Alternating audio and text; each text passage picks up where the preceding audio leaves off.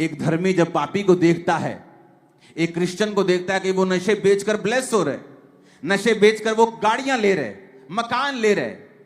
वो पाप करके आगे बढ़ रहे, उसे लगता है कोई फायदा नहीं है पवित्रताई में जीने का। ये देखो, ये भी तो है ही है, कौन सा परमेश्वर ने इसके सिर पे डंडा मार दिया है, ये भी तो है, ये पास्टर पाप में, व्यभिचार में 5-5 पत्नियां रखी हैं इसने, कौन सा इस पे डंडा बज गया।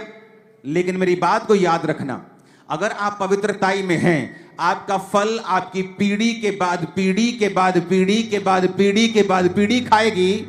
और अगर आप पाप में हैं, वचन कहता है तू बहुत सा धन, बहुत सी चीजें संचय करेगा, उन्हें इकट्ठा करेगा, लेकिन उन्हें तू दूसरों के लिए, दूसरे उस पर कब्जा कर लेंगे, दूसरे उसका फल भोगेंगे और मैं तुझे उसका फल भोगने नहीं दूंगा।